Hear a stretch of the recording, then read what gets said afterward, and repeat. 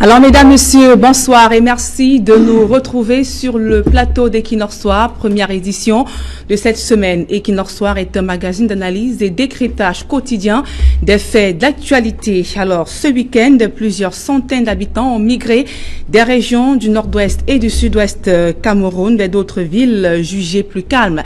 Des départs massifs sont donc la conséquence d'un climat de peur qui prévaut dans cette partie du pays depuis où les séparatistes anglophones ont donc imposé 3 semaines de ville morte visant donc à perturber la rentrée scolaire. Au regard donc de cette situation, les évêques de la conférence ecclésiastique de Bamenda appellent tous les acteurs impliqués dans cette crise et même les victimes à se mobiliser pour un retour à la paix dans ces deux régions.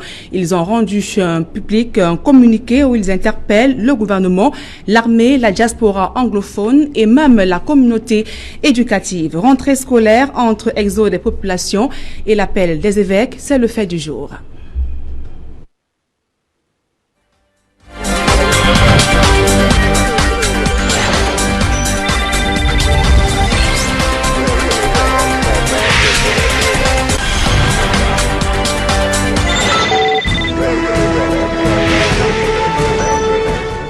Alors, pour commenter et analyser l'actualité ce lundi, nous avons sur ce plateau, je commence par vous, barista Julius Achou. Bonjour et merci d'être venu. Bonjour madame.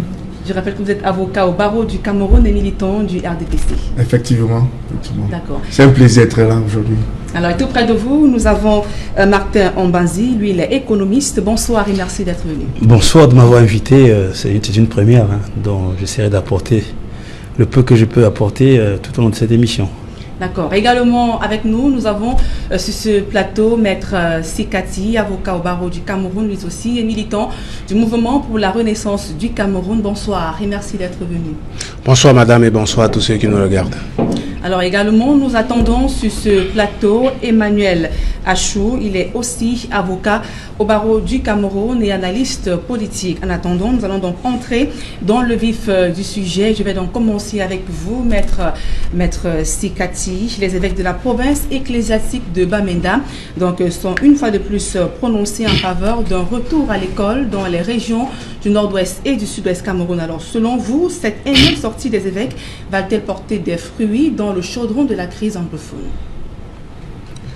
Je pense que les évêques sont dans la continuité de la manifestation de leur bonne volonté, c'est-à-dire celle qui consiste déjà à espérer que la situation s'apaise et qu'il soit possible pour les enfants, pour tous ceux qui ont besoin d'aller à l'école, d'aller à l'école. Donc, les évêques sont en train de répéter ce qu'ils avaient déjà dit auparavant, parce que nous savons tous que l'éducation est comme la fondation d'une maison. Voilà, donc une société qui a des gens qui ne sont pas éduqués est une société dont l'avenir est totalement compromis. Donc maintenant, il faut être capable de dire aussi que la bonne volonté des évêques à elle seule ne suffit pas pour que l'école reprenne le droit de cité dans les régions anglophones, parce que on est quand même dans une région du Cameroun qui a connu un certain nombre de débordements d'ordre sécuritaire, à tel point que vous avez dit tout à l'heure dans l'entame de votre propos, du moins dans votre propos introductif, qu'il y a de fortes migrations des gens qui partent des régions anglophones pour d'autres régions plus apaisées. Eh bien, c'est tout simplement parce que ces personnes-là, en dépit de leur volonté d'envoyer les enfants à l'école, se retrouvent dans un contexte où le climat sécuritaire ne peut pas garantir la sécurité des enfants, des jeunes qui vont à l'école. Donc c'est pourquoi je disais tantôt que les évêques, je suis tout à fait d'accord avec eux, il faut aller à l'école. Maintenant, il faut aussi être capable de dire que le meilleur environnement dans lequel on peut parfaitement étudié, c'est un environnement où il n'y a pas de guerre, c'est un environnement où vous ne risquez pas de vous faire tabasser par des séparatistes, c'est un environnement où vous ne risquez pas de prendre une balle dans la tête lors des combats ou bien des échanges de coups de feu entre les différentes factions qui sont pratiquement dans une guerre dans ces régions-là. Donc je pense que les évêques sont dans leur droit. Maintenant, la question qu'on devrait se poser, c'est celle de savoir, est-ce qu'il suffit de demander aux jeunes d'aller à l'école, de faire ce slogan pour que l'on soit sûr que l'école doit se passer dans des conditions qui sont idoines. D'accord. Martin Ombanzi, quelle analyse faites-vous de cette démarche des évêques de la conférence ecclésiastique de Bamenda? Comme l'a dit Maître Sikati, c'est tout un appel qui ne reste qu'un appel. Et de l'Église, ça ne surprendrait personne. Maintenant, je pense sérieusement que les choses vont un peu de pire en pire et que la volonté des évêques, certes, ne peut pas suffire pour juguler ce problème qui dure depuis 3 ans. Et comme vous le savez tous, l'éducation est le creuset même de l'avenir de ce pays, comme de tout autre pays, hein, et que c'est un cri d'alarme, à la limite de détresse que lancent les évêques de ce côté-là. Mais je pense que le travail en profondeur n'a pas été fait au préalable, parce qu'en réalité, je pense qu'avant de lancer cet appel, qui est un appel qui n'a rien à voir avec ceux qui sont aux affaires, ceux qui gèrent, il y avait tout un travail préliminaire qu'il fallait d'abord faire entre les enseignants, entre les syndicats, entre tout ce qui concerne la sécurité, ce qui a été détruit. Bon, tout le monde souhaiterait, moi je souhaiterais que les enfants recommencent à aller à l'école. C'est un vœu, mais alors, est-ce que concrètement sur le terrain, cela est possible? C'est ce qu'on verra tout à l'heure dans cette émission. Nous allons donc profiter pour accueillir sur ce plateau Emmanuel Achou. Bonsoir et merci d'être venu. Bonsoir Nadine, bonsoir co-panélistes, bonsoir téléspectateurs. Et vous gardez une seule fois la parole, vous qui êtes constamment sur le terrain, quel est l'état des lieux actuels aujourd'hui dans ces régions anglophones, notamment dans quel état se trouve le secteur éducatif dans cette partie du pays? Je l'avais annoncé la semaine dernière, les parents sont inquiets parce que d'un côté on a le gouvernement qui fait des pieds et des grues pour que l'école reprenne, et de l'autre côté il y a des sécessionnistes qui, énervés par la condamnation, n'est-ce pas, de leur leader, ont décrété un lockdown. Donc, vous avez vu, il y a des départs massifs des populations. Alors, je ne sais pas si dans ce contexte, quelqu'un pourra envisager ou imaginer la reprise de l'école. Le secteur éducatif là-bas, il se présente comment à l'heure actuelle? Mais tout le monde est en train de partir. Qui va aller à l'école? Qui va aller à l'école? Même l'évêque de Kumbu qui a parlé là, lui-même, son église est propriétaire des écoles. Est-ce que lui pourrait envoyer ses enseignants dans ces écoles-là? Non, je pense que c'est vraiment une situation inquiétante qui demande seulement à ce qu'on reste tranquille pour regarder, parce que vraiment, c'est inquiétant. D'accord, barista Julius Achou, malgré donc cet environnement que vient de décrire Emmanuel Achou sur le théâtre de la crise anglophone, les évêques estiment tout de même qu'on doit laisser les enfants aller à l'école. Cet appel sera-t-il entendu par les parents, enseignants qui ne demandent qu'à protéger leur vie? Je suis tout à fait d'accord avec les évêques, parce qu'ils sont en train de jouer leur rôle, n'est-ce pas, dans la moralisation de la société. Et ils sont en train de vouloir rassurer, n'est-ce pas, les parents que on ne doit pas bafouer les droits des enfants. Et parce que vous devez savoir, vous devez être d'accord avec moi que c'est difficile de mesurer l'inquiétude, n'est-ce pas, le niveau de l'inquiétude ainsi que le niveau de l'insécurité. C'est très difficile de dire dès le départ. Mais je pense que ce qui est un peu, qui rend cette incertitude dans la tête de certaines personnes, c'est le fait qu'il y a la peur qui a été instaurée, n'est-ce pas, dans la société.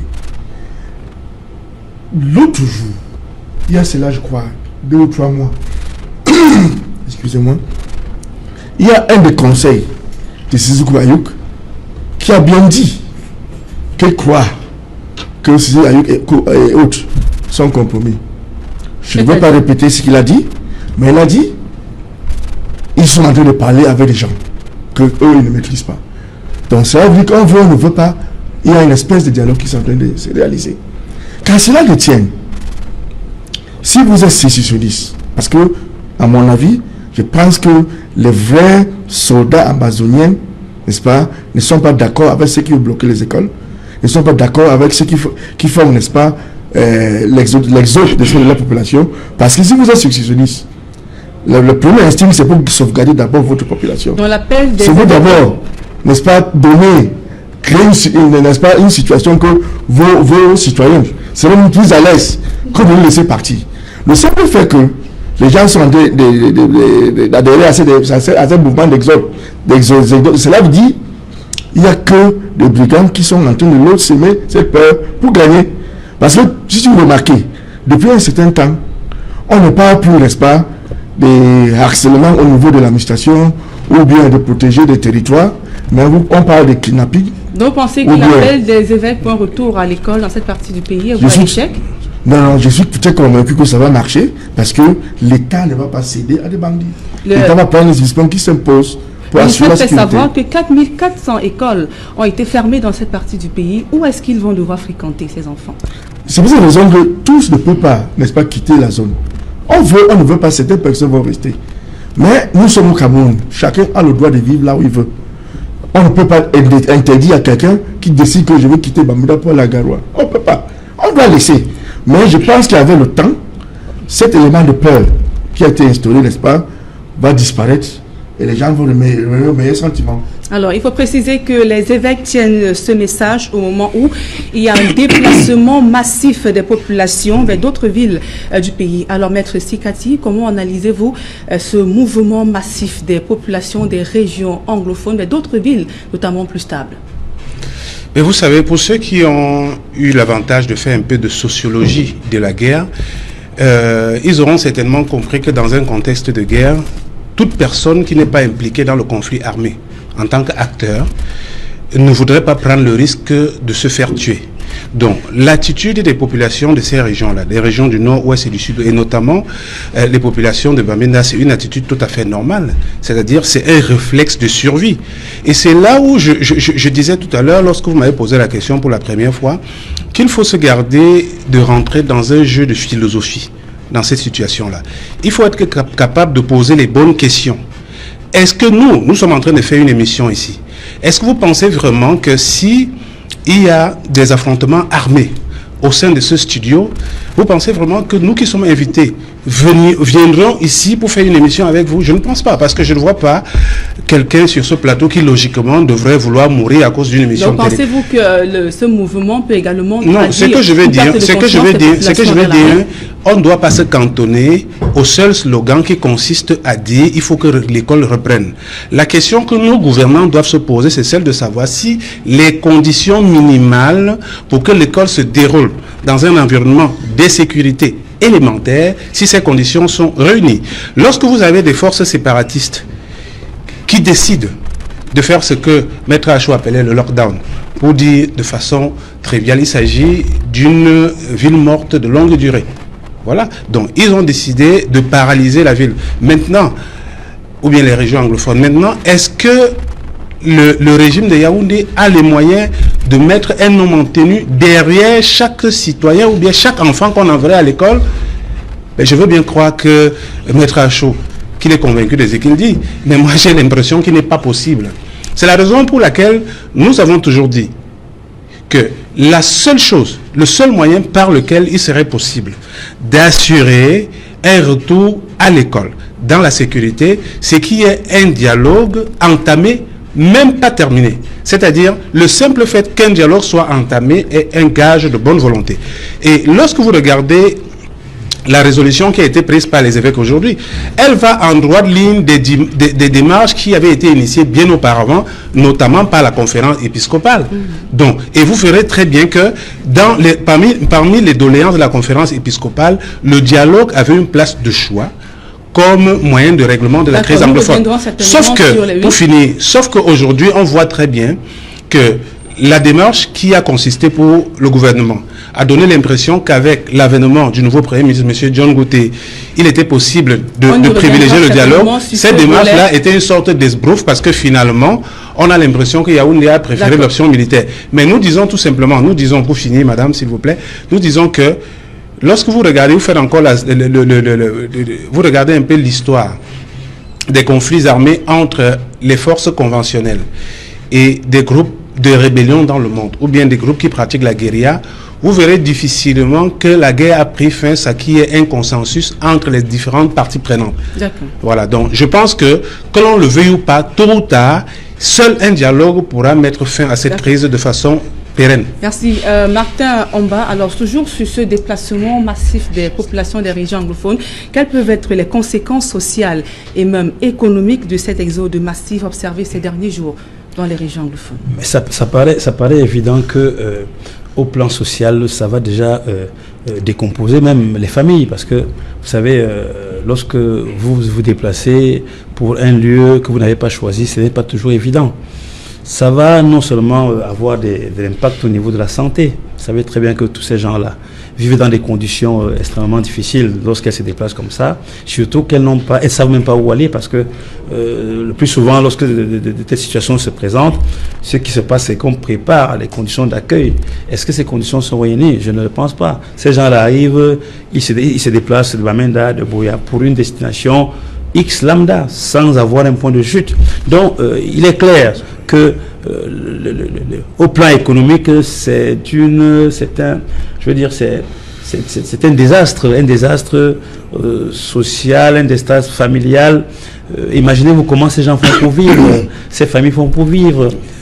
Si c'est des gens qui étaient des salariés, s'ils étaient salariés, leur banque était placée où? Est-ce que c'est des coopératives? Donc, c'est des gens qui, à mon avis, sont pratiquement coupés du reste du Cameroun dans leur vie au quotidien.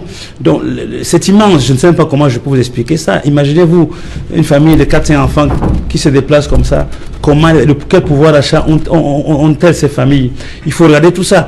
Donc, vraiment, la meilleure des choses, moi je pense, je ne suis pas politique, c'est vraiment qu'on arrête et puis qu'on entame le dialogue. Parce que ce n'est que par le dialogue, je crois, tout ce qu'on fait là, tout ce qui se passe aujourd'hui, c'est des gens qui sont dépassés par les événements, qui n'ont pour seule solution que de partir. Parce qu'il y a tellement la peur qui s'est installée dans la vie de tous les jours. Et cette peur-là ne peut pas partir uniquement par des slogans. D'accord. Alors, Emmanuel Barista Emmanuel Achou, toujours sur ce communiqué des évêques, que pensez-vous des propos, notamment de la conférence ecclésiastique de Bamenda contre les Amba Boys? Je vais lire quelques recommandations faites.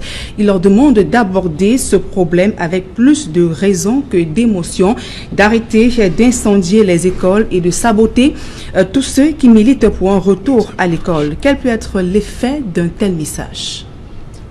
Oui, mais je pense que le message est adressé à la personne qu'il ne faut pas, parce que les Amba Boys ne sont pas eux qui décident.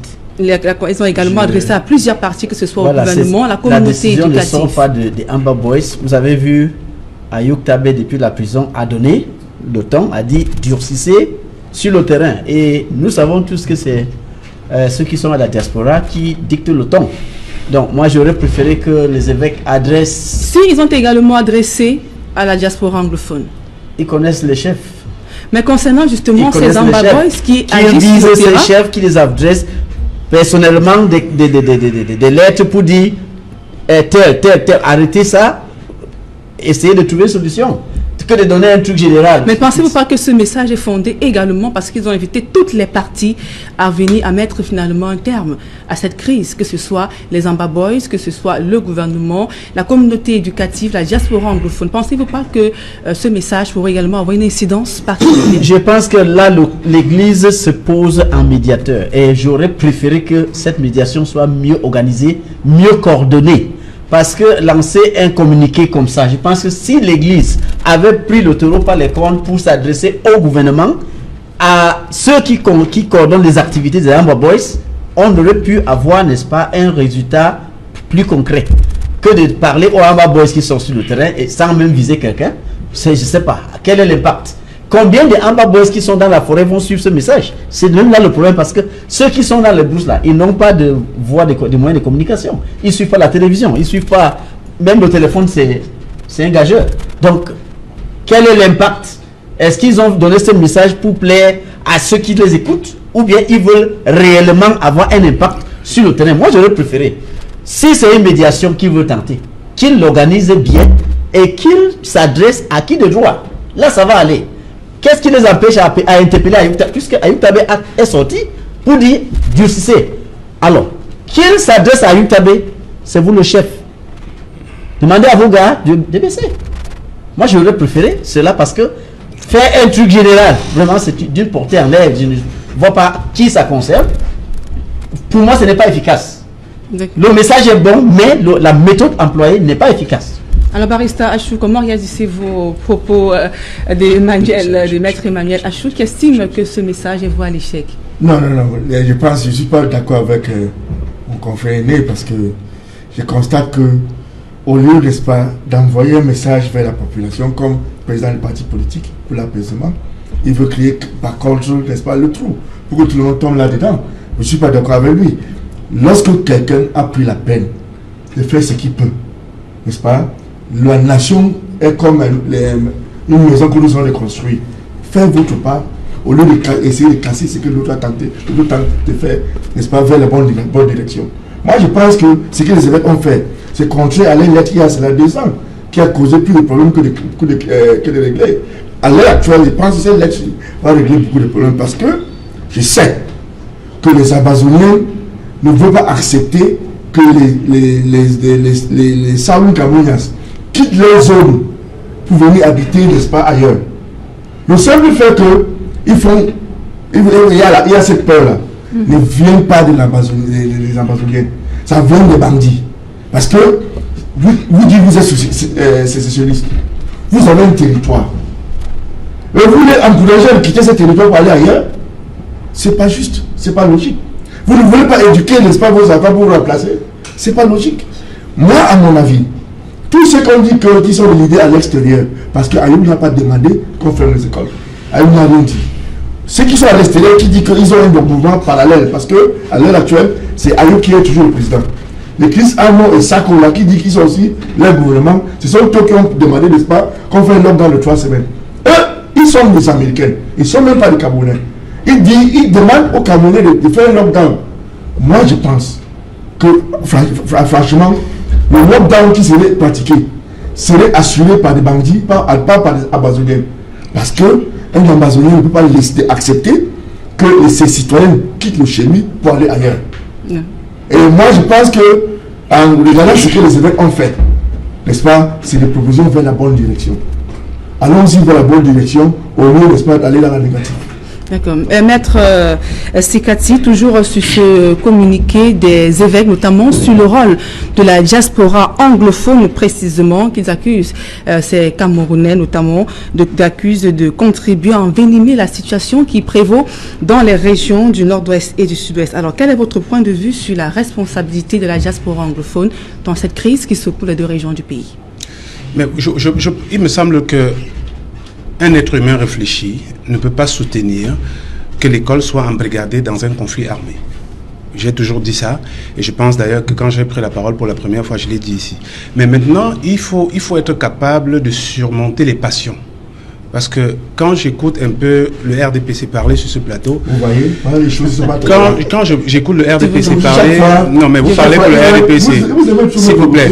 Quand j'écoute le RDPC, s'il vous plaît, ce qui vous concerne. Quand j'écoute le RDPC parler sur ce plateau, moi j'ai l'impression qu'on n'est pas dans le cadre de l'analyse des causes et des conséquences du même conflit. Il faut être capable de reconnaître, parce que bon, je ne sais pas comment on fait pour savoir qui sont ceux qui décident, qui sont les bons Amba-boys, qui sont les mauvais Amba-boys. Ce que je sais, c'est qu'il y a des groupes armés qui ont décidé de paralyser la vie dans les régions anglophones. Je ne suis pas capable de savoir si ce sont des bandits ou bien si ce sont des rebelles qui poursuivent effectivement l'indépendance. Le plus important pour moi, c'est de savoir qu'est-ce qu'il faut faire pour apaiser la situation. Parce que quand j'entends sur le plateau, on dit un Camerounais a le droit du parti du Nord, ouais, c'est installé partout. Ben c'est bien beau. Mais en même temps, il faut se poser la question de savoir, est-ce que les anglophones qui partiraient, par exemple, de Bamenda pour aller s'installer en Banga, est-ce qu'un Banga a les capacités d'accueil pour les recevoir? Est-ce qu'il y a des infrastructures scolaires capables de recevoir et la population de Banga et également ceux de nos compatriotes qui viennent des zones anglophones? Il faut être capable de dire ça. Non, il faut pas on ne doit pas se déplacer du simple fait qu'on veut se déplacer. Les déplacés de guerre sont les déplacés de contrainte. sont des déplacés forcés parce qu'ils n'ont pas le choix. Si vous demandez à la quasi-totalité de ces personnes qui partent, encore que ces personnes sont là depuis, je suppose que si elles ne partent qu'aujourd'hui, c'est parce qu'elles trouvent que l'environnement devient tellement délétère qu'il n'est même plus possible de faire l'effort de rester comme il restait auparavant. Il faut être capable de dire ça. Donc, maintenant, vouloir se voiler les yeux en laissant croire que le mot d'ordre, encore que c'est pas un mot d'ordre, les évêques ils ont tenu une réunion. À la fin de la réunion, ils ont donné leur point de vue. Maintenant, la question qui se pose est celle de savoir, vous avez demandé tout à l'heure à Maître Achou si les séparatistes vont respecter le mot d'ordre des évêques. Donc, attendez, que la diaspora également ne fera pas. Non, il n'y a que Dieu qui sait s'ils vont respecter ou pas. Et à partir du moment où on est d'accord sur ce plateau, et M. Achou le disait, même si par la suite il veut encore se dédire, mais à partir du moment où lui-même il reconnaît qu'il y a plusieurs groupuscules dans ce mouvement séparatiste qui très souvent ont même des intérêts contraires, ben, ça veut tout simplement dire qu'au jour d'aujourd'hui, vous pouvez avoir ce mot d'ordre, certains groupuscules armés de la rébellion séparatiste anglophone peuvent décider de respecter, d'autres ne respectent pas. Mais ce que nous on dit, c'est que le seul moyen pour s'assurer que tout le monde, parce que lorsqu'il y a un mouvement de dialogue, ce mouvement va engager même ceux que Maître Achou appelle les bandits. Bon, il sait pourquoi il les appelle les bandits, je suppose qu'il a mené des investigations assez sûres là-bas. Ce mouvement va engager tout le monde, parce que même ceux qu'il appelle des bandits, en réalité, c'est vrai qu'il y a des bandits, ceux qui enlèvent des gens pour demander des rançons, c'est des bandits, mais c'est des bandits opportunistes. Ils ont profité de la situation de chaos, de la situation de guerre, parce qu'il n'y a pas un dialogue qui est capable de les mettre devant le fait accompli, de les entraîner dans un mouvement de paix qu'ils ne souhaiteraient pas en temps normal. Parce qu'il faut le dire, ceux qui font des rapes, qui enlèvent des gens, qui prennent de l'argent, qui volent, c'est des gens qui ne souhaiteraient pas que la guerre finisse. Mais il faut dire aussi que la seule façon de mettre toutes ces personnes-là devant une situation de fait accompli, eh bien, c'est d'engager le dialogue. Si, au moment où nous parlons, si il y avait ce dialogue, même non terminé, je l'ai dit, je ne vois pas quelqu'un, jusqu'à aujourd'hui, toutes ces personnes qui sont en train de prétendre défendre la souveraineté, même pas la souveraineté, se séparer du Cameroun, séparer une partie du Cameroun, disent qu'elles le font tout simplement par souci d'un bien-être pour leur population. Quel est le mal? Quel mal y aurait-il à engager le dialogue? Puisque tout le monde le dit, que ce soit sur le plan national, tous les ONG l'ont dit, oui, ça, la conférence épiscopale l'a dit. Là-dessus, permettez également à Barrister Emmanuel Achou de réagir également, notamment sur quel peut être dans le message que les évêques cherchent à faire passer au gouvernement quand ils leur demandent de mieux encadrer les éléments de l'armée dans le théâtre de la crise anglophone. Je pense que on doit toujours dire la vérité. Hein. Ça, vous voyez, ce n'est pas la première fois qu'on a annoncé un lockdown. Les fois précédentes, on n'a pas vu autant du monde se déplacer. Donc, si les évêques envoient ce message, c'est à raison parce que il y a un mot d'ordre que les indépendantistes font circuler pour dire que pendant cette période de lockdown, ils ont des informations tendant à faire croire que l'armée va casser les maisons, enlever tuer les garçons et les filles âgées jusqu'à au-dessus de 12 ans. Donc, et c'est pour ça que vous voyez, les gens ont pris peur et beaucoup préfèrent partir. Parce qu'ils ont même demandé aux gens de partir, de quitter. Donc, les évêques ont fait ce communiqué pour dire au gouvernement de savoir comment encadrer, comment faire pour rassurer la population. Ils n'ont pas été clairs. Mais moi, je pense que s'ils sont en train d'écouter, il faut que le gouvernement prenne des dispositions pour rassurer la population qu'aucune maison ne sera cassée, aucun enfant ne sera tué dans la maison. Bon, il faut que les gens restent, que le lockdown ne va pas entraîner, n'est-ce pas, des représailles de l'armée sur la population. Donc c'est ça que les gens ont peur et c'est ça qui provoque l'exode massif que vous voyez. Alors vous voulez réagir au propos de Barrister? Oui, bon, c'est là que je suis dans un secret. Le président Achou est dans un secret projet que nous tous... Moi je veux sur le terrain, parce vous n'y allez pas. Parce que c'est l'armée qui va causer... Oh là là là là là. J'ai dit qu'il y a un mot d'ordre qui circule, s'il vous plaît. Ah, moi je n'ai jamais vu ça, vous êtes la seule première... Vous descendez sur le terrain bon, descendez sur le terrain. Je vous en prie, allez-y Barrister, Julius. Toutes les informations que vous avez, c'est dans WhatsApp. Vous savez, toutes ces informations, c'est vrai.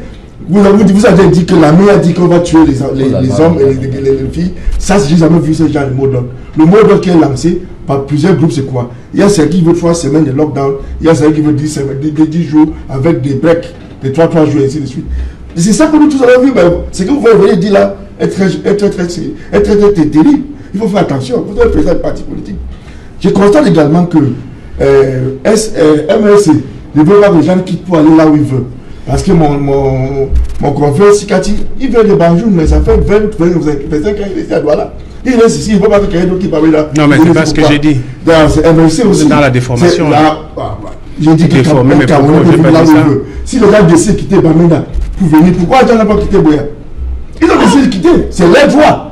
Ils ont le droit de quitter pour aller là où ils veulent. Cette population faut savoir qu'il y a un redoute d'un regain de tension au fait de la et même la condamnation du fait d'Ayutabi. Non, la condamnation c'est autre parce que avant ça, il y avait toujours, n'est-ce pas, le blocus des écoles. Et c'est aujourd'hui que ça a commencé.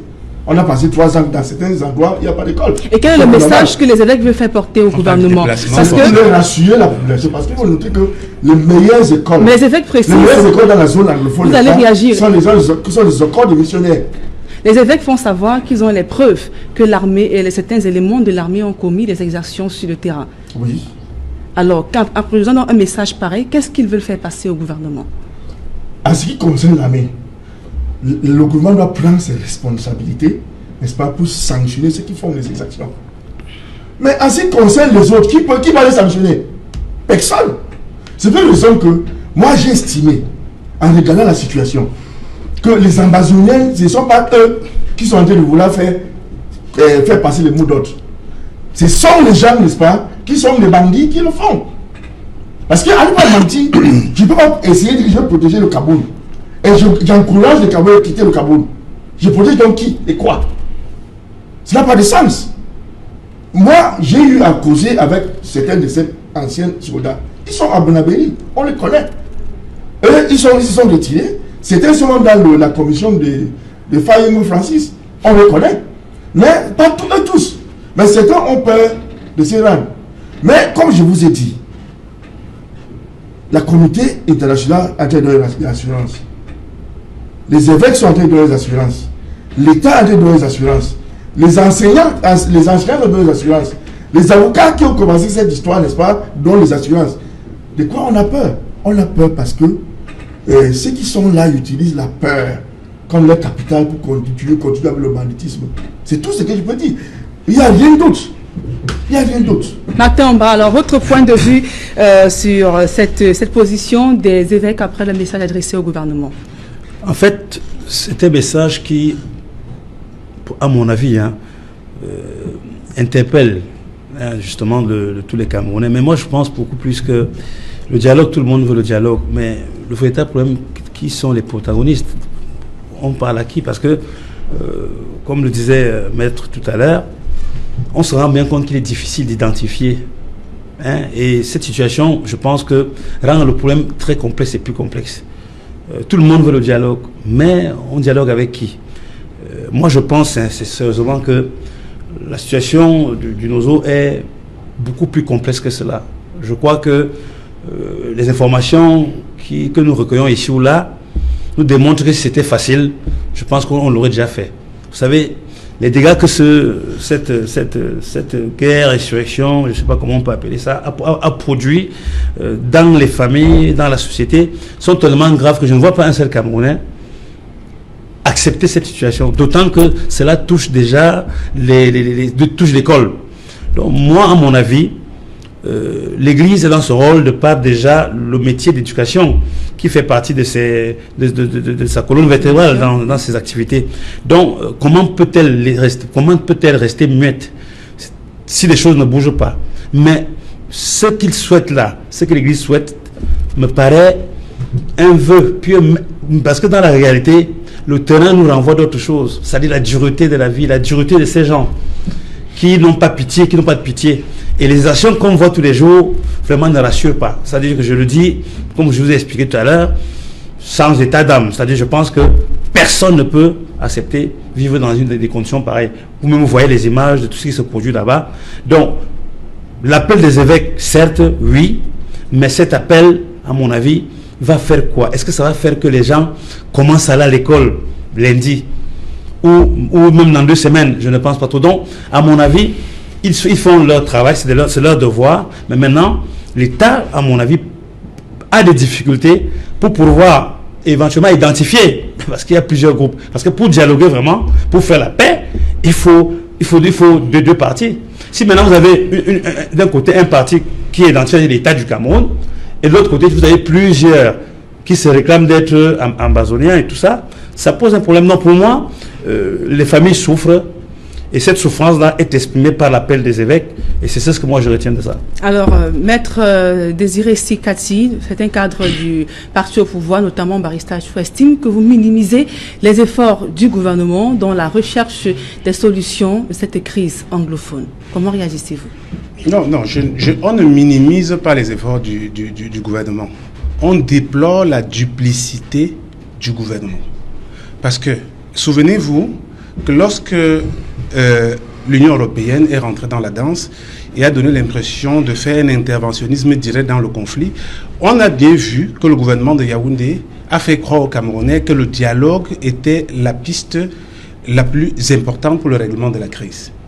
Vous avez d'ailleurs vu, lorsque le Premier ministre John Gouté a été nommé, il a pratiquement fait des visites fanfares dans les régions du sud-ouest et du nord-ouest. Tous les Camerounais se sont dit, mais enfin, le régime de Yaoundé a compris le moyen par lequel on pourrait mettre définitivement fin à cette crise. Chacun sait que c'est le dialogue.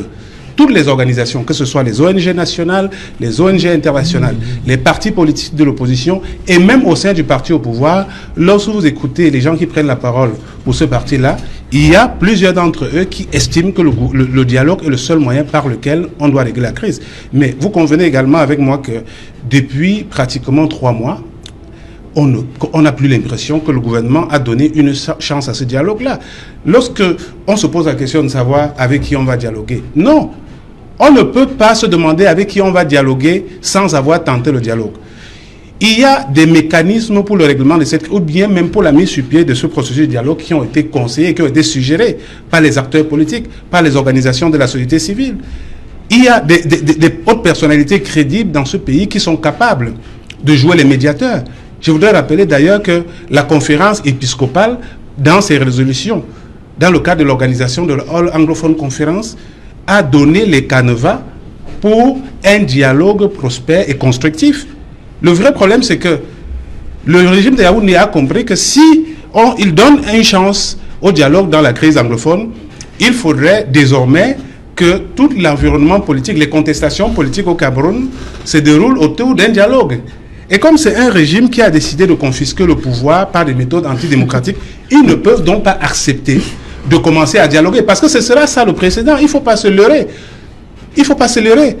Discuter, quand vous discutez avec, je dis bien, en aparté, en dehors des studios de télévision, des médias, quand vous discutez avec la plupart des cadres du régime au pouvoir, ils vous disent, nous-mêmes, on sait que c'est le dialogue qui est la voie la plus appropriée. Mais par la suite, on ne privilégie pas cela. Tout à l'heure, j'ai entendu Maître Achou dire que non, je ne souhaitais pas que les anglophones. C'est que nous déplorons.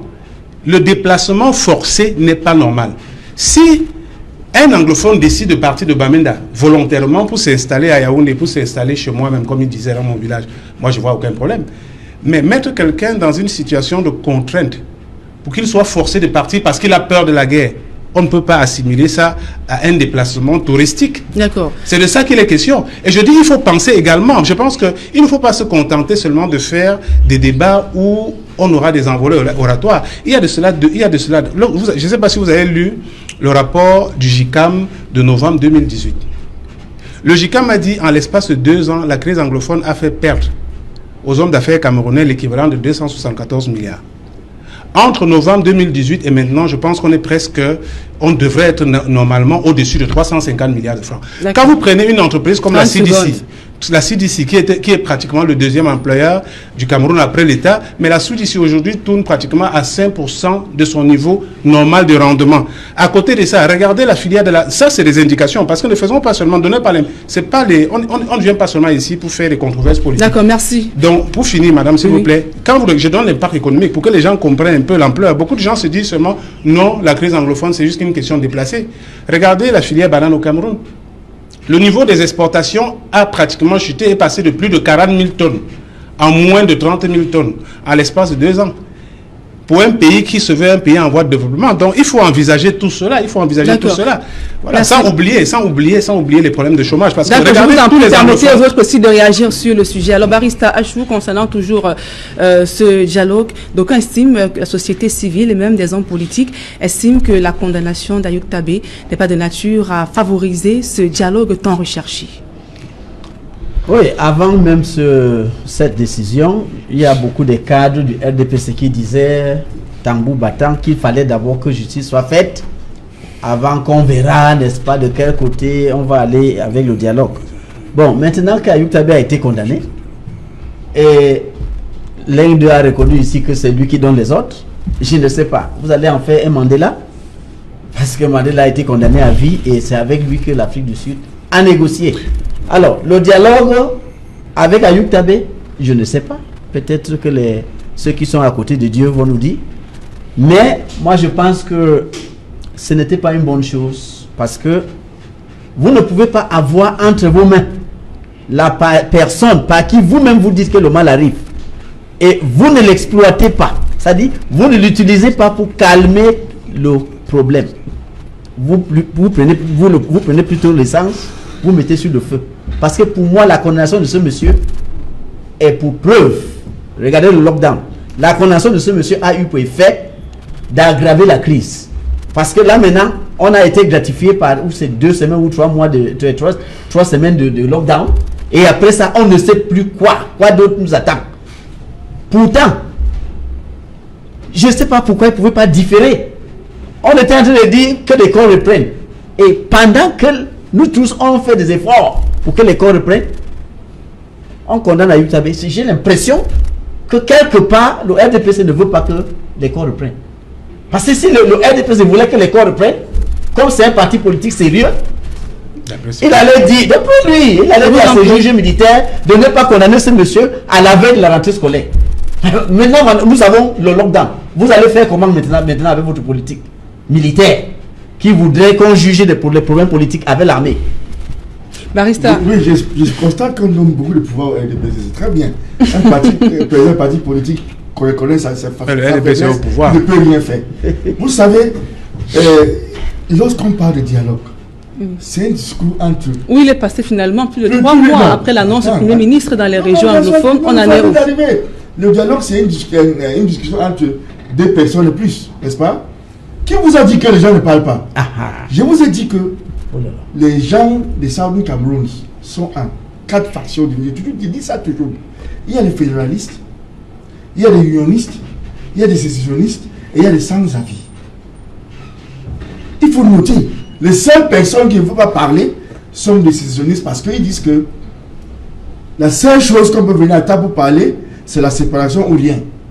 Ils ont refusé, ils ont pris les armes. Vous voulez que les fédéralistes parlent les armes? Ou les unionistes aussi parlent les armes? C'est ça que vous voulez pour nous? Nous ne disons pas, nous voulons parler dans cette chemin. Finalement, qu'est-ce que vous dont vous sortez de l'impasse? Le dialogue est en train d'être fait. Il a dit que, moi j'ai dit que Ayoub Tabé, n'est-ce pas, est la cellule qui représente ces gens-là, qui donne le mot d'ordre. Alors que ce n'est pas ce que j'ai dit. Mais j'ai essentiellement estimé que un des avocats de Ayoub Tabé a dit à qui veut entendre que Ayoub Tabé est en train de parler avec les gens du cabinet civil. Et c'est moi qui a dit. Qu'est-ce que cela veut dire? Lorsqu'il discute avec les gens du cabinet civil, c'est quoi? C'est à cause de ça que ceux qui sont à l'extérieur ne sont pas d'accord. Il y a dissension entre le gouvernement de Sako et le gouvernement d'Ayoub Tabé. Le gouvernement de Sako avait licencié ou bien chassé le gouvernement d'Ayoub. Le gouvernement d'Ayoub a chassé également Sako et Alouplis. Alors, au regard de l'exode de à l'heure actuelle, on ne sait pas qui parmi eux est le patron, n'est-ce pas, de ce mouvement. Vous pensez qu'il y aura rentrée scolaire lundi prochain? Non, c'est le 2 septembre. Je suis convaincu, il y aura. Il y aura. Nous sommes dans le Cameroun, on va avoir le ministre pour en parler, il y aura la rentrée scolaire. D'accord. Bon, c'est ici que nous allons donc mettre un terme à la première partie d'Equinox 3. Dans un instant, le journal de 20h sur Equinox Télévision. Et nous allons retrouver Cédric Noufélé qui va nous développer quelques grands titres au menu du 20h ce soir. Bonsoir Cédric. Bonsoir Nadine, bonsoir à vos invités. Ce soir, nous parlerons de l'ambiance observée à Bamenda dans le chaudron de la crise anglophone. À une semaine de la rentrée scolaire, les préparatifs de la rentrée sont loin d'être une préoccupation majeure pour de nombreux parents d'élèves. Certains quittent la ville par peur de l'escalade des violences meurtrières et d'autres ont une seule pensée, à savoir la fin de la guerre dans la région anglophone afin de permettre aux enfants de retourner à l'école. Pourtant, les évêques multiplient les prières, interpellant le gouvernement et les séparatistes. Vous écouterez les points importants de la lettre ouverte de la province ecclésiastique de Bamenda adressée aux différentes parties prenantes dans la guerre dans les régions du nord-ouest et du sud-ouest.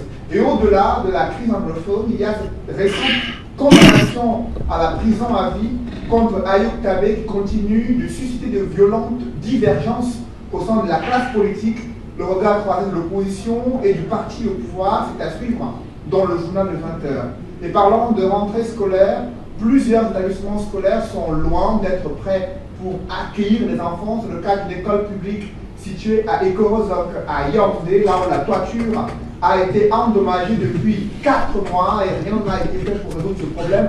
Pourtant, nous sommes à une semaine de la rentrée scolaire, nous en parlerons dans le journal de 20h. Nous évoquerons également l'inauguration d'un centre spécial d'entraînement pour les soldats camerounais dans la région de l'Est afin de renforcer la capacité d'intervention dans des conditions extrêmes. Nous en parlerons ce soir. Nadine. Merci à vous, Cédric Noufélé. Mesdames et messieurs, c'est la fin de la première partie d'Equinoxe Soir. On se retrouve lorsqu'il sera 20h pour le jour dans cette partie du pays.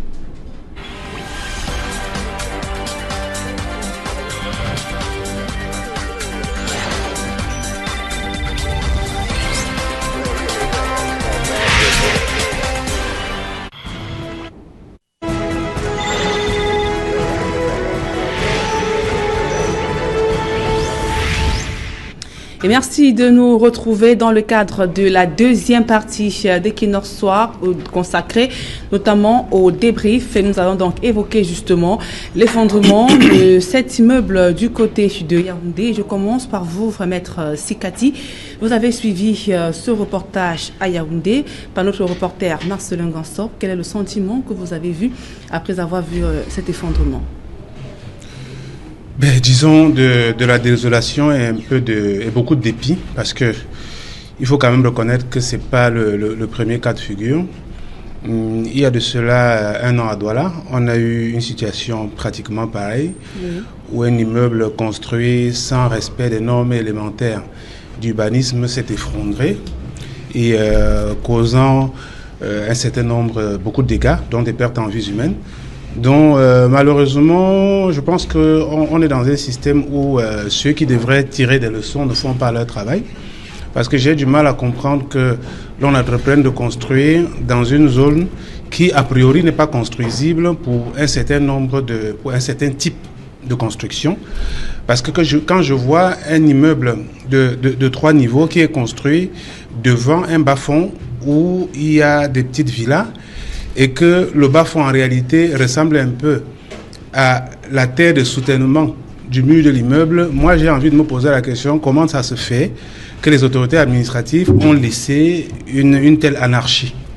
Je pense que si on appliquait la loi camerounaise sur l'urbanisme, à défaut de donner au moins le permis de bâtir, lorsque des gens n'ont pas de titre foncier, on devrait au moins dans chaque cas avoir besoin d'une autorisation de construire. Et pour donner une autorisation de construire, l'administration doit faire son travail minimal qui consiste à vérifier si la construction qui doit être édifiée ne met pas en péril les biens des gens, les vies des gens.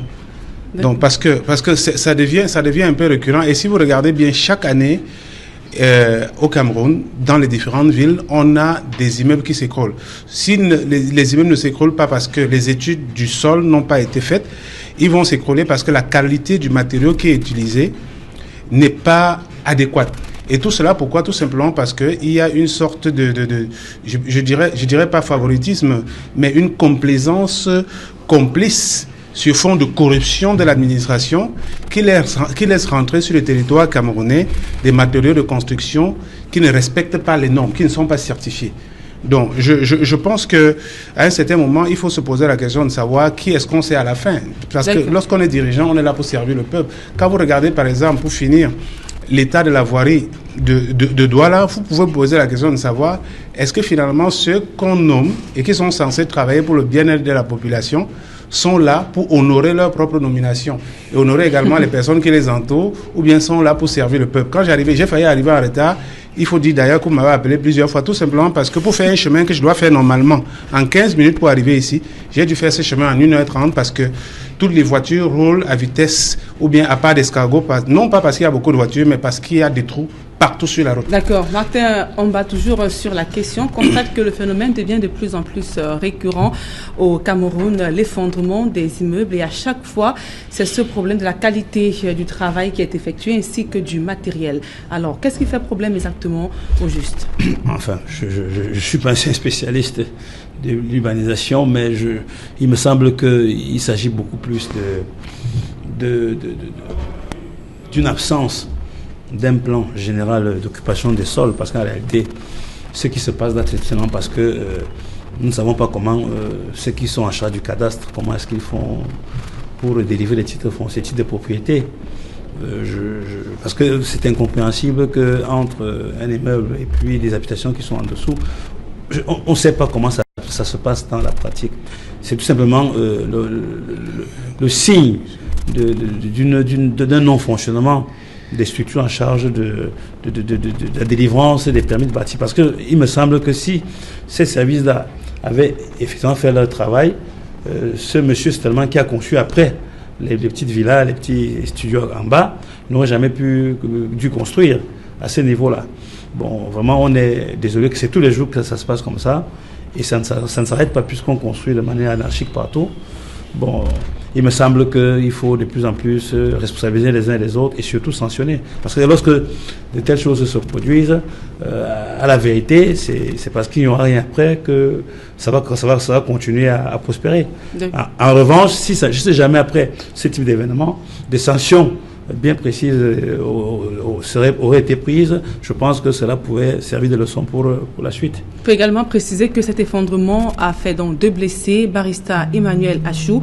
Donc comment comprendre cette négligence du gouvernement et même des particuliers de l'État dans la construction des zones urbaines qui au finish mettent en danger la vie des populations? Oui, je pense que c'est un problème de défaut de contrôle, n'est-ce pas, de permis de bâtir. Parce qu'à Douala, ici, nous avons le délégué du gouvernement qui a réussi à quadriller la ville. Dès que quelqu'un commence une construction quelque part, 24 heures plus tard, vous voyez des agents qui arrivent pour vous demander de vous aligner. Bon, si c'était le cas à Yaoundé, dans cette zone-là, nous avons suivi l'intervention du voisin. Vous voyez que c'est la 2e fois que cela arrive. L'immeuble que nous voyons en haut, là, ce n'est pas lui qui s'est écoulé. Il y a un autre R+3 qui était à côté de ce monsieur-là et c'est celui-là qui s'est écoulé. Ça veut dire que ce monsieur a conçu cet immeuble sans obtenir de permis de bâtir. Donc, parce que la première fois il a conçu, c'est tombé. Maintenant, il a encore construit. Et même l'autre qui est en haut là, menace aussi de descente. Donc, je pense que c'est un problème de permis de bâtir. Les autorités de cet endroit-là ne prennent pas suffisamment de précautions, n'est-ce pas, pour s'assurer que les gens ne construisent pas sans s'aligner aux règles. D'accord. Barista Julius Achou, quel est l'effet que ce reportage vous a donné? Premièrement, je ne suis pas un architecte ni un spécialiste en la matière, mais je pense à l'incivisme, n'est-ce pas, qui est devenu une règle au Cameroun. Pour construire un immeuble, même si vous n'avez pas le permis de bâtir, vous devez chercher un homme de là pour vous aider à faire ces constructions. Ici au Cameroun, tout le monde est avocat, tout le monde est architecte, tout le monde est urbaniste, tout le monde est politicien, tout le monde est commissaire de police, ainsi de suite. C'est ça le problème. Il y a trop à cause de ça, il y a de l'incivisme. Les gens ne veulent rien respecter. Et c'est lorsque ces choses arrivent comme ça qu'on commence à chercher à savoir, ils commencent à regretter. Mais tout d'abord, il faut qu'on prenne soin de ces victimes, n'est-ce pas, qui ont tombé à cause, qui sont malades, qui sont à l'hôpital à cause de ça. Et en fin de compte, on mène une enquête pour savoir les raisons réelles de cet écroulement. Parce que ce n'est pas normal que vous construisez une maison, dans un laps de temps, ça s'écroule. Cela veut dire qu'il se pose un problème, n'est-ce pas, structurel. Et qu'à cela ne tienne, il faut pas tout le temps, n'est-ce pas, tirer sur les autres. Il faut que ceux qui se permettent, ceux qui parlent sur eux de construire des maisons, doivent tout faire, n'est-ce pas, pour utiliser les hommes de là. Mais c'est aussi à l'État de faire respecter l'ordre. On vous a dit tout récemment que l'État ne peut pas mettre un militaire derrière tout un chacun. Vous pensez que c'est les gens du ministère des MINCAF ou bien l'urbanisme qui vont, ou bien la mairie, qui sont capables de contrôler tout le monde dans une ville comme Yaoundé? C'est impossible. Il faut d'abord, le Camerounais, ceux qui veulent construire d'abord, prendre conscience que non, pour que je construise un bâtiment, il faut que je cherche un spécialiste. C'est d'abord ça. D'accord. Maître Sekati, nous sommes à 7 jours de la rentrée scolaire et voilà des familles qui sont appelées à libérer ces lieux pour aller trouver refuge. Alors, quel peut être l'impact sur ces élèves qui vont d'ici prendre le chemin des classes dans 7 jours? Mais il me semble que dans notre pays, on ne mesure pas souvent les conséquences de certains faits sociaux. Lorsqu'une autorité administrative qui est supposée, parce que quand j'entends dire qu'on ne peut pas contrôler toutes les constructions au Cameroun, moi j'ai envie de dire qu'il y a une loi. Et lorsqu'il y a une loi, il faut appliquer la loi. La loi dit que les autorités en charge de l'urbanisme, et notamment les délégués du gouvernement et les autorités municipales, ont pour devoir de vérifier que toutes les constructions qui sont amorcées dans leur zone de compétence le sont dans le respect de la loi. Ça veut dire que même si vous n'avez pas la possibilité d'avoir un permis de bâtir parce que vous n'avez pas de titre foncier, on voit très bien que dans certains cas, l'autorité administrative, les délégués du gouvernement et les autorités municipales donnent des autorisations de construire. Tout à l'heure, Maître Achou disait qu'à Douala, lorsque vous construisez sans avoir une autorisation, eh bien, le délégué du gouvernement envoie ses services pour venir essayer de vous mettre au pas. Mais ça veut tout simplement dire que les services en charge des questions d'urbanisme ont les moyens de descendre sur le terrain et de savoir à temps réel quelles sont les constructions qui sont entreprises et qui ne respectent pas les règles. Ce n'est pas compliqué. Ce que les autres font chez eux et que nous ne voulons pas faire chez nous, nous ne devons pas donner l'impression que cela est impossible. Parce que dans un pays comme regardez les pays comme le Sénégal, allez voir la politique d'urbanisation au Sénégal, au Rwanda. Vous ne pouvez rien entreprendre en termes de construction sans que le dossier de la construction soit validé par le service administratif. Et cette validation présente des multiples avantages. D'abord, sur le plan de la sécurité. Parce que quand vous voulez construire, il y a ce qu'on appelle l'étude du sol. Le Cameroun, c'est l'un des rares pays où on autorise les gens de construire dans les marécages. Sachant très bien qu'au fur et à mesure que le temps passe, l'immeuble, vu du poids des matériaux, va s'enfoncer dans la terre. Voilà, tout à l'heure, j'ai écouté monsieur le sous-préfet de Yaoundé 7. Moi, je m'attendais à ce qu'ils disent que même les habitants de l'immeuble de 3 niveaux, qui malheureusement sont en insécurité, doivent libérer les lieux parce qu'à tout moment, on voit très bien que cet immeuble peut s'écrouler par l'arrière. Parce qu'on voit les fondations sont entamées. Mais ne soyez pas surpris d'ici quelques jours de constater qu'en réalité, on a fermé les yeux par un tour de passe-passe, on a trouvé quand même le moyen de laisser les gens toujours dans l'insécurité jusqu'au jour où on aura un autre effondrement et où il y aura plusieurs morts. Donc je dis, au Cameroun, le problème, ce n'est pas que les autorités n'ont pas les moyens de pouvoir agir. Il y a une loi, il y a des moyens. Le problème dans ce genre de cas de figure, c'est la corruption. Vous allez voir que lorsque les autorités administratives vont descendre pour demander au propriétaire du bâtiment qui est encore debout, où sont les documents liés à la construction de cet immeuble, il ne va pas présenter les documents et aucune sanction ne lui sera appliquée. Pourtant, lorsque vous lisez la loi sur l'urbanisme dit que toute personne qui construit sans autorisation court le risque de voir son immeuble être détruit. À plus forte raison lorsque l'immeuble met en péril ou bien met en danger les vies des gens. D'accord. Maître Achou, qu'est-ce qu'il faudrait donc finalement faire pour éviter qu'on arrive à de pareilles situations à l'avenir? Oui, mais je l'ai dit tout à l'heure, à Douala, le délégué a réussi à mettre la population au pas. Je pense que celui de Yaoundé devait aussi faire la même chose. Nous crions tout le temps sur une tonne qui ne travaille pas, mais je pense que cette fois-ci, j'ai lui tiré le chapeau. Il n'a rien fait. Parce que, non, moi, je ne lui jette pas les fleurs. Je peux vous donner des cas où s'il vous plaît, dans ce domaine, ce monsieur Oui, donc des autorisations de construire sur les emprises de la voie publique. Ça fait longtemps qu'on ne voit plus des immeubles tomber à Douala. Je pense que celui de Yaoundé gagnerait aussi à cadrer la ville, de sorte qu'il pourra contrôler les immeubles qui vont monter, n'est-ce pas, dans des zones dangereuses. Nous allons à présent marquer notre arrêt de cette émission pour retrouver Sylvestre Hippolyte Zangaou pour les grands titres de 100% foot ce soir. Bonsoir Sylvestre Hippolyte. Bonsoir Nadine, bonsoir à vos invités en plateau. Alors, au menu de 100% foot ce soir.